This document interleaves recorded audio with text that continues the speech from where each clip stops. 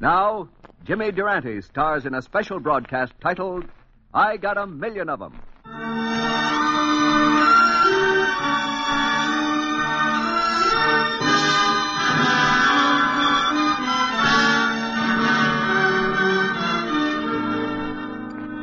The National Broadcasting Company, in cooperation with B'nai B'rith on the occasion of its 109th anniversary, presents this transcribed half hour of laughing, touching tribute from a great comedian, Jimmy Durante, to the greatest of American ideals, the brotherhood of man.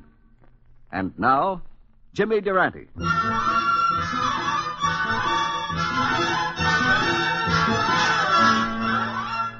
Folks, this is Jimmy Durante, and I want to get right to the bottom of this thing because it rocked me to my very foundations. And I might add, knocked me off my seat. I was sitting in my own parlor one night thinking some modest thoughts. Durante, I was thinking, you're the creme de la creme. You got a million of them. Sweethearts, pals, and even a few friends. Durante, I was thinking, you're the undisputed champ. When all of a sudden, the undisputed champ, Durante, you're nothing but an ordinary mortal. Who's that? It's me. On which end of the wire are you? On which end of the wire am I? Durante, I'm the voice of your conscience. So that's who you are. Go away, boy. I'm doing a single tonight. There's no getting away from your conscience, Durante. You're a champ, all right, but you're only one man. And I know an organized champ. Lean closer, Bright Eyes. Did you ever hear of a certain B'nai B'rith? B'nai B'rith? What's he got that I ain't got? What about education? Durante's an educated man. Has B'nai B'rith got education? Tell me that. Have they got education? Listen, Durante, not only have they got education, but they got enough to spread it around. And here's a for instance.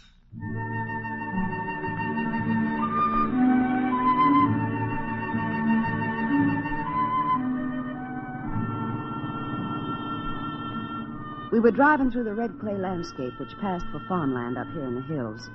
I guess after 10 years of being a schoolteacher among the mountain folk, I'd pretty much gotten used to the surroundings. But seeing it again through the eyes of someone from the city, through Mrs. Benjamin's eyes, well, it made me wonder how she'd react to the Watkins place. Have we got much further to go, Miss Taylor? About another 3 miles, Miss Benjamin. Straight up into the hills. Oh, the land. It's so poor. The people are even poorer, Mrs. Benjamin.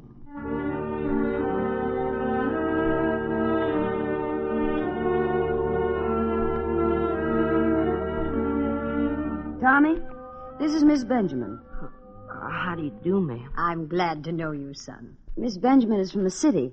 She comes from an organization called the B'nai B'rith Women. B'nai B'rith? Does the name sound a little strange to you? Oh, no, ma'am. It sounds like something out of the Bible. Hebrew folk. That's exactly right, Tommy. See, they're interested in boys and girls of school age of all religions. Each year they award scholarships to the brightest students who need help around here. It's part of their community service program. Yes, ma'am. We've seen your school record, Tommy. Miss Taylor has told us a little about you. She's even told us you'd like to become a doctor.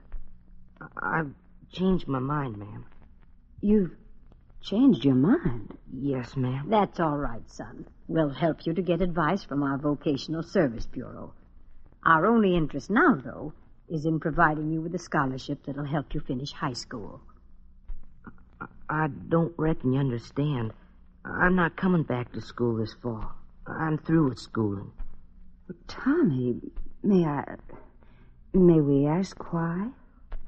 On account of I got a family to support, Miss Taylor. A family? My mother and sister. Well, I knew you worked out after school and on weekends as a hired hand, but that doesn't bring enough? My mom used to go into town regular, but now she's ailing. But your grades, son. You're such a bright student. Doctors are so badly needed here. Our scholarship... A scholarship could help me, ma'am, but not my family. They come first. I'm sorry, son. Deeply sorry. Ma'am, a while ago you offered me a scholarship. That means some money, don't it? Yes, it does, for clothing and books and things like that. I had a mule, just any kind of a plug mule, if me and the mule rented out after school and on weekends, well, they pay more for a man and a mule than they do for a man alone. Well, I could go back to school. Could your folks change that scholarship into a mule? A mule? B'nai B'rith by a mule. Oh, he don't have to be much, man. Son, Tommy, ours... Well, we have certain rules. The women voted. I can't. There are rules in every organization. The money was set aside for scholarships. A mule, I understand, ma'am. I understand.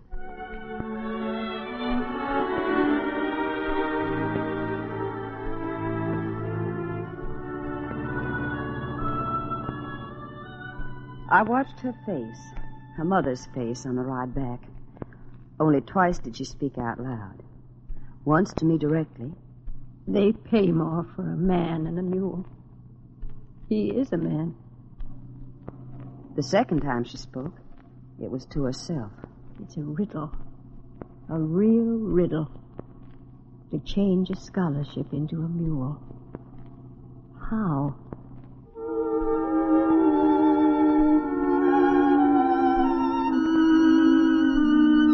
I heard no more from Miss Benjamin for 2 weeks.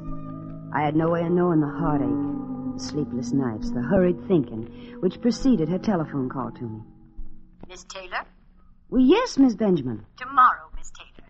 Tomorrow I'll meet you in town. You must bring Tommy. You must.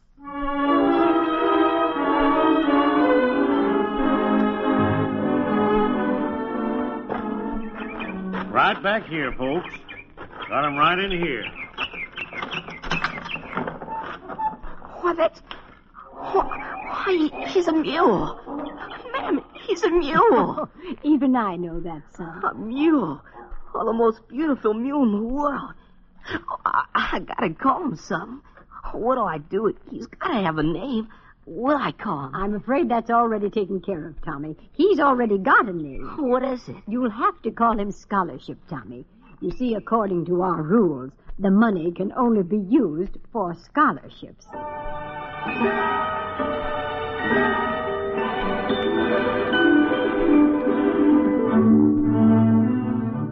Conscience, believe me, I've been touched.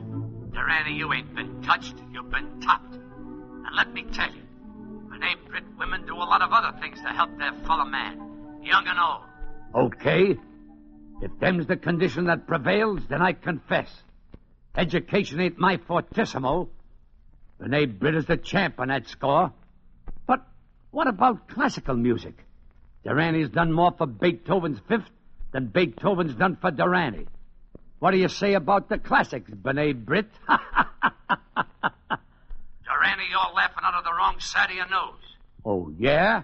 Yeah, because when it comes to classical music, compared to B'nai B'rith, Durante is Johnny One Note. And here's a for instance.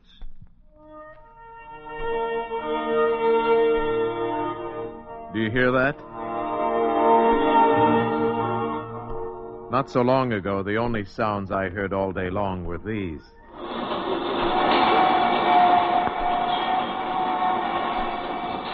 My name is Earl Jordan. I've spent a little time trying to figure out how to tell you about myself. Some lives are easy to describe in words, but mine, well, it seems to me that mine can best be told in sounds. This sound, for instance.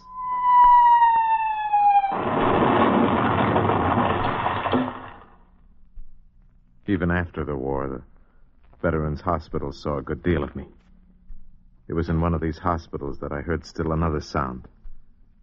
Sound of a friend. Hello, Earl. My name is Bob Kaufman. I'm with the B'nai B'rith Service Committee. Need anything? Nothing, thanks. Oh? I understand you're something of a composer. I'm a violinist. You need some talk about music?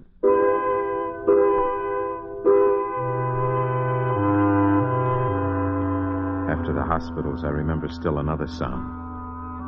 Sound of crying in the middle of the night. Betty?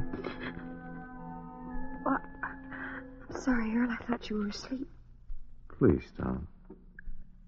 I'm sorry. It just seems that if we hadn't married, if you didn't have to make a living for both of us, it just seems that way, that's all. It isn't you, Betty. Or me either. It's just that, well, a man can't usually make a living at composing serious music. That's all it is. When I was a kid, I had hobbies. Time, I forgot about them. I'll forget about this, too.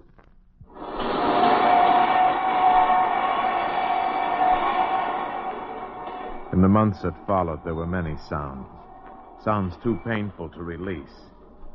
So they died within myself. Sounds of music being stifled. Finally, it was winter, and there was the sound of a doorbell. Oh, Mr. Kaufman, how nice. How are you, Betty? Earl home? Yes, come in.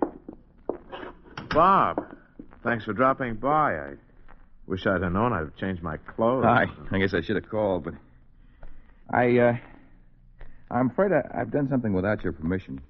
Maybe I was wrong. I want you to tell me, frankly. Well, we don't know what it is. Yeah, that's true, isn't it? Well, look, I'll put it bluntly. When you came to me and thanked me for our help and told me you were giving up music, well, I didn't want to believe it.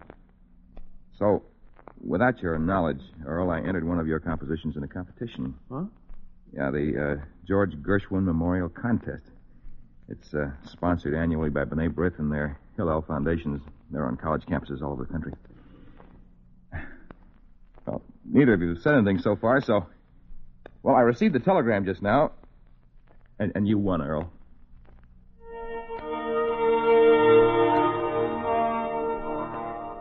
And so you hear the sound of an orchestra tuning up. And beside me here in the box at Carnegie Hall, my wife, my friend. Earl, look. Look, darling. Shh, Betty. This is the New York Philharmonic. Look at the program, darling. Look.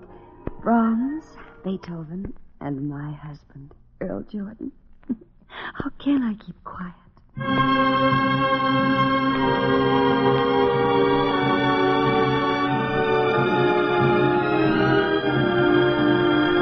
That's what I like to hear. The classics. Folks, maybe you don't know it, but I'd have been playing in Carnegie Hall, too. Except we were so poor when I was a kid, I never got a chance to practice. What's being poor got to do with practicing the piano? How can you practice on a piano when you ain't got a piano? But that didn't bother Durante none. No, sir. On account I was a tough kid. Oh, yeah? Yeah. I grew up in a neighborhood so tough that anybody with ears was a cocker spaniel. And compared to Durante, B'nai B'rith is nothing but a cream puff. Oh, yeah? Well, what if I told you that this here B'nai B'rith is not only tough, but what's more, it can handle the toughest. If you don't believe me, Durante, take a listen. Hi, David. Oh, hi, Bill. How come you're not out in the court? Well, I've got a chapter meeting. I'm president, you know. Oh, it's another hour and a half, isn't it? Yeah. You got problems? Oh, mine mainly. Well, the B'nai B'rith Youth Organization put me here as a chapter advisor. You want to take advantage? Maybe I better talk to somebody.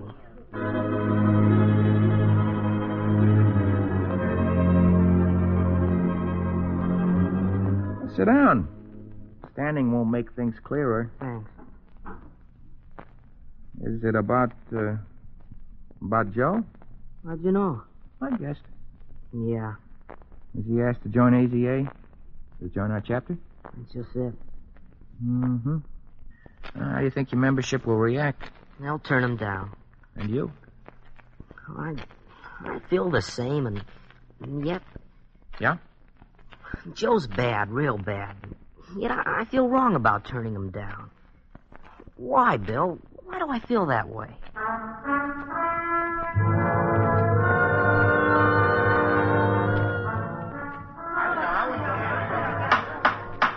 I'd like to call this meeting of AZA to order. All of you know Joe Steig. As we always do with new applications, we must discuss Joe in the same way all of you were discussed before you were accepted. I now put the question to you.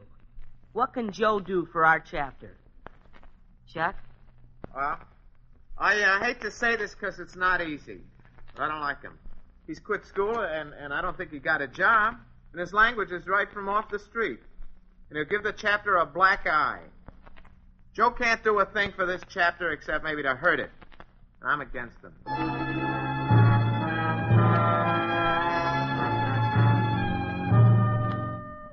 That's how it went for almost 2 hours. The last speaker summed it up. And no matter how you add it up, when it comes to the important question of what can Joe do for this chapter, the answer is 0. Does anyone else want the floor? A moment ago, Chuck said the important question is, what can Joe do for us? With your permission, I would like to put to you an even more important question. What can we do for Joe?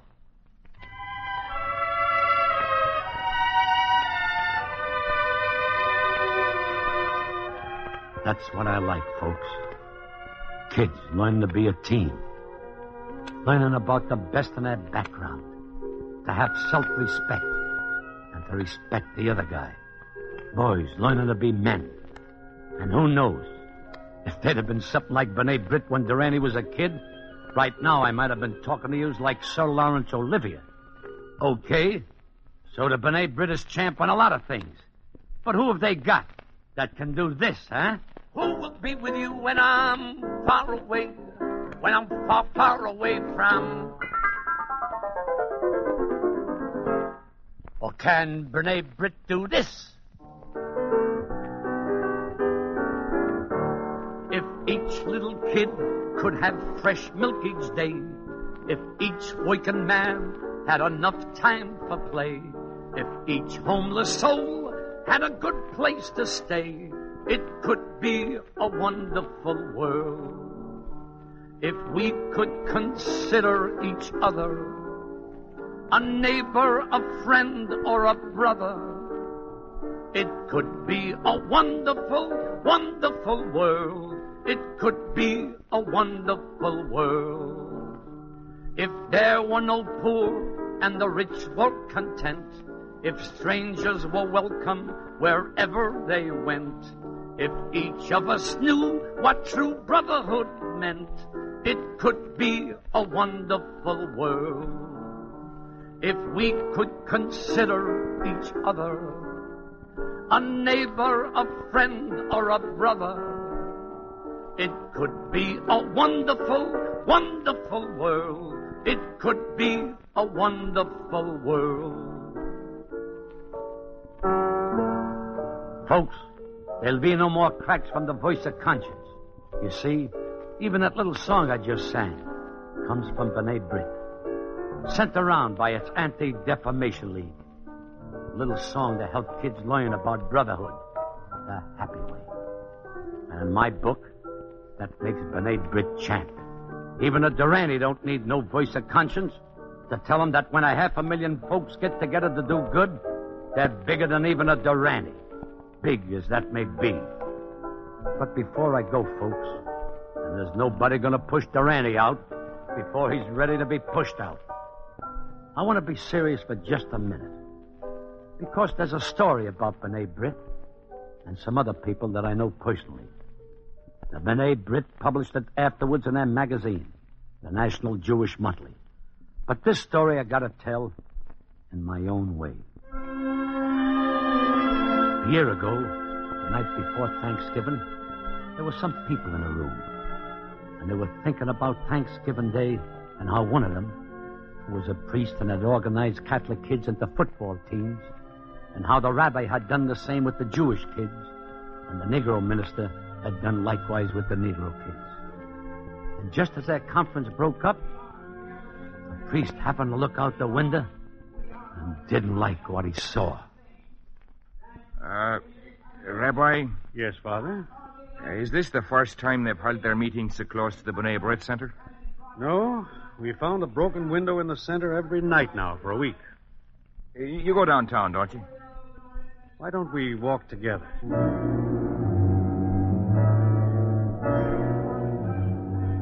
The priest had white hair, and the rabbi wasn't much younger. But the guy spitting out words with hate in them made them stop. And after a couple of minutes of this filth, the rabbi spoke up, loud. If you're finished, may I say a few words to these people? They wouldn't let the rabbi finish. But what he began, the priest went on to finish. For 15 minutes, he ripped the lies of anti-Semitism, the lies about Catholics, about Protestants, about haters who think the color of a man's skin makes a difference. And when he finished, there wasn't a sound. The old priest had almost reached the rabbi's side when the first speaker shoved his face close to the priest's. You say you're a Catholic priest? You're a liar. You're nothing but a rabbi.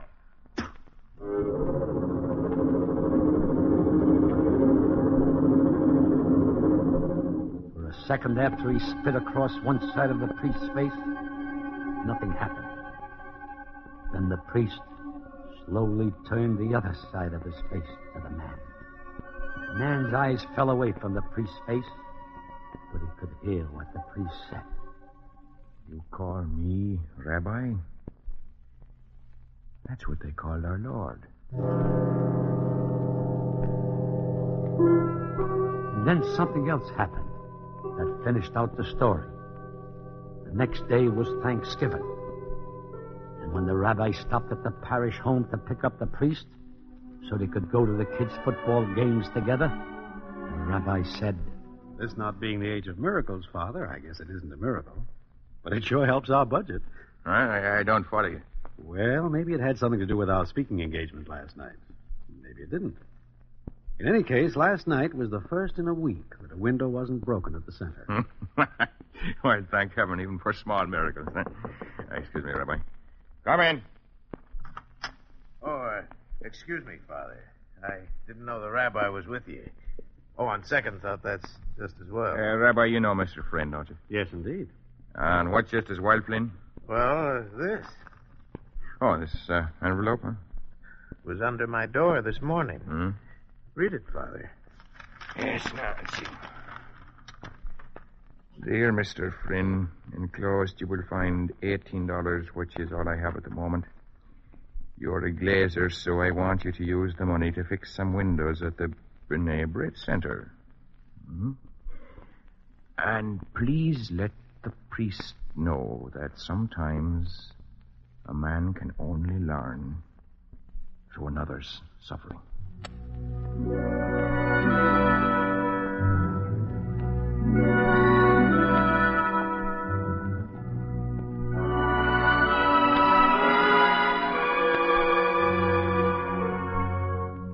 Folks, I got my kids here today. 1 million of them. It looks like St. Paul's Little Singers. And they're gonna do the American hymn.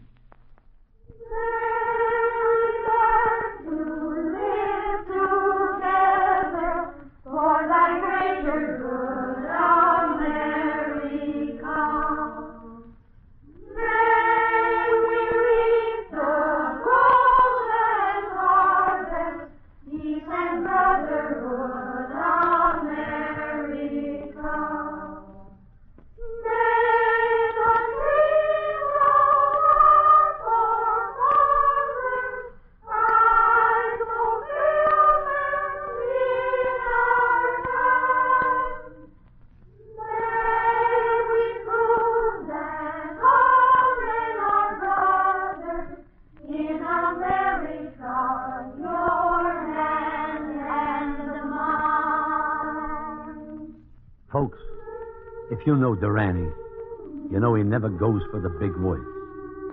It's the little one that gets me. Words like friends and getting along and peace. That's the nicest of them all. Peace.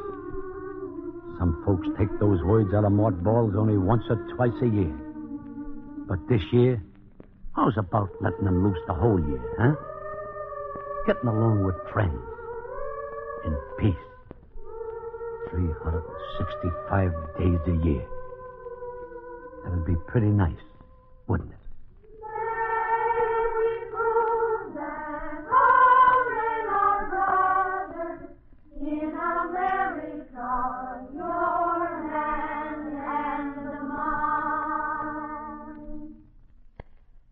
And now, Mr. Frank Goldman, National President of the B'nai B'rith.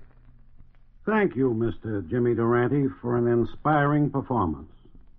With Thanksgiving almost with us, we can rightly give thanks to the spirit of America, which has provided such rich soil for the growth of the brotherhood ideal. America is full of devoted men and women dedicated to the principles of humanity. In your own words, we've got millions of them. B'nai B'rith has, in its 109 years of dedicated service, attempted always to promote brotherhood and better understanding among all peoples.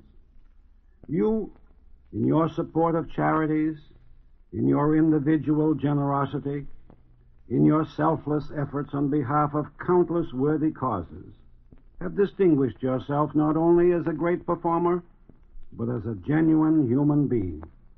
Each year, B'nai B'rith presents its special award for outstanding humanitarian service to a personality in the entertainment world who has merited this singular distinction.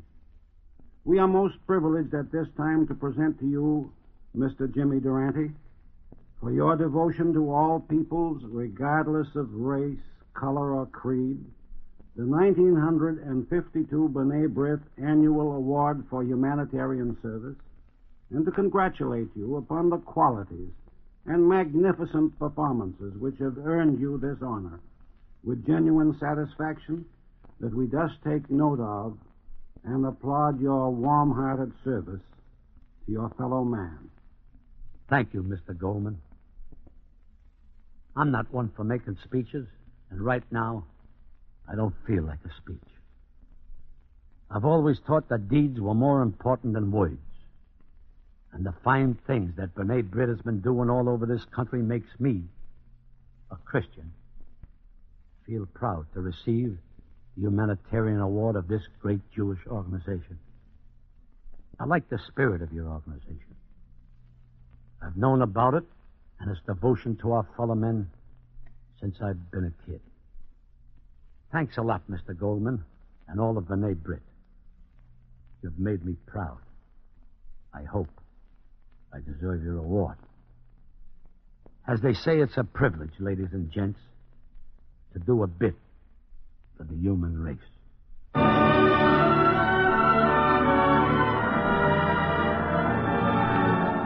NBC, in cooperation with the B'nai B'rith on the occasion of its 109th anniversary, has brought you a special broadcast starring Jimmy Durante. The script was written by Al Palka. It Could Be a Wonderful World and The American Hymn were written by Hy Zaret and Lou Singer. In the cast were Joan Banks, Jeanette Nolan, John Brown, Lamont Johnson, Paul Frees, and Jeff Silver. St. Paul's Little Singers were directed by Mrs. Richard Keyes Biggs. The entire transcribed production of I Got a Million of Them was under the direction of Hyman Brown.